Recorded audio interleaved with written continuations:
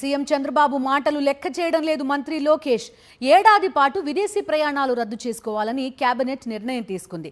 జూన్లో రష్యా పర్యటనకు వెళ్తున్నారు మంత్రి లోకేష్. జూన్ 2 నుంచి 6 వరకు రష్యాలో పర్యటించనున్నట్టుగా తెలుస్తోంది. ప్రత్యేక విమానాల్లో నారా లోకేష్ పర్యటనలు కొనసాగుతున్నాయి. చంద్రబాబు పొదుపు చర్యలు పబ్లిసిటీ స్టంట్గా మిగిలిపోతున్నాయి. కేబినెట్ నిర్ణయం తర్వాత కూడా పవన్ కళ్యాణ్, నారా లోకేష్ ప్రత్యేక విమానాల్లో ప్రయాణాలు చేస్తున్నారు. నిన్న కడపకి ప్రత్యేక విమానంలో వెళ్లారు మంత్రి నారా లోకేష్.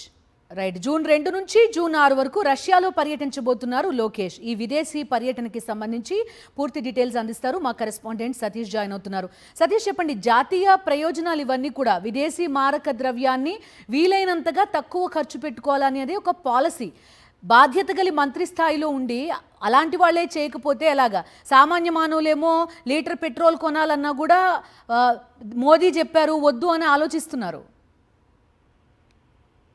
అయితే అదే ఇప్పుడు తీవ్ర చర్చనీయాంశంగా మారింది. ఒకవైపు రాష్ట్ర ప్రభుత్వం మేము ప్రధానమంత్రి మోడీ చెప్పినట్టుగా పొదుపు చర్యలు పాటిస్తా ఉన్నాము, దేశ ఆర్థిక వ్యవస్థను మెరుగుపరిచేందుకు మా ప్రయత్నం చేస్తున్నాను, ఒక పబ్లిసిటీ అయితే చేసుకుంటుంది. పబ్లిసిటీ స్టంట్ గానే అది మిగిలిపోయింది అన్నది స్వయంగా మంత్రి నారా లోకేష్ చర్యలతోనే స్పష్టం అవుతుంది. ముఖ్యమంత్రి చంద్రబాబు నేతృత్వంలోని కేబినెట్ తీసుకున్నటువంటి నిర్ణయాన్ని మంత్రి నారా లోకేష్ తొంగలో తొక్కారు. దాన్ని లెక్క చేయడం లేదు. ముఖ్యమంత్రి చంద్రబాబు మాటను కూడా లెక్క చేయడం లేదు. ప్రధానమంత్రి నరేంద్ర మోడీ ఇచ్చినటువంటి సూచనను కూడా లెక్క చేయడం లేదు.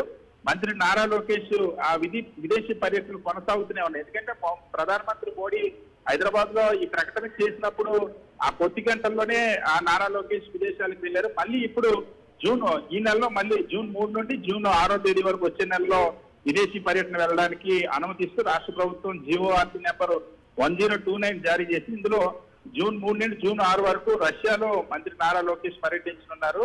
ఆ పీటర్స్బర్గ్ ఆఫ్ ఎకనామిక్ ఫోరం స్పైప్ 2026 సదస్సులో అటెండ్ అవడానికి వెళ్తున్నారంటూ ఈ జీవోలో పేర్కొన్నారు. ఇంకోవైపు విదేశీ పర్యటనను ఏడాది పాటు రద్దు చేసుకోవాలని స్వయంగా కేబినెట్ లోనే ప్రకటించారు. కేబినెట్ లో నిర్ణయం తీసుకుంటున్నట్టు మొన్న జరిగినటువంటి కేబినెట్ సమావేశం ప్రకటించారు. ఆ కేబినెట్ నిర్ణయాన్ని కూడా మంత్రి నారా లోకేష్ లెక్క చేయడం లేదు.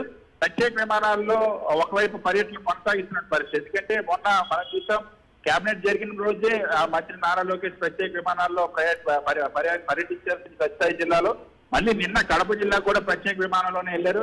ఇంకొక మంత్రి పవన్ కళ్యాణ్ కూడా హైదరాబాద్ కి ఆ సినిమా ఫంక్షన్ లో, చిరంజీవి సినిమా ఫంక్షన్ లో పాల్గొనడానికి కూడా ప్రత్యేక విమానంలోనే ప్రయాణించారు.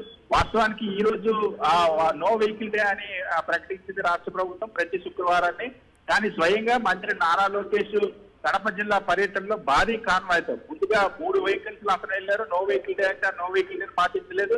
ఆ వెనకాల భారీ ఎత్తున వాహనాలు పెట్టుకొని, ప్రభుత్వ వాహనాలు పెట్టుకొని మంత్రి నారా లోకేష్ జమ్మలమడుగులో పర్యటిస్తున్నటువంటి పరిస్థితి. సో ముఖ్యమంత్రి కేబినెట్ తీసుకున్న నిర్ణయాన్ని స్వయంగా మంత్రి నారా లోకేష్ లెక్క చేయనటువంటి పరిస్థితి. దుబారాలో కొనసాగిస్తున్న తమ జల్సాలు, తమ విలాసవంతమైనటువంటి ప్రయాణాల్లో ఎక్కడ రాజీ పడేది లేదు.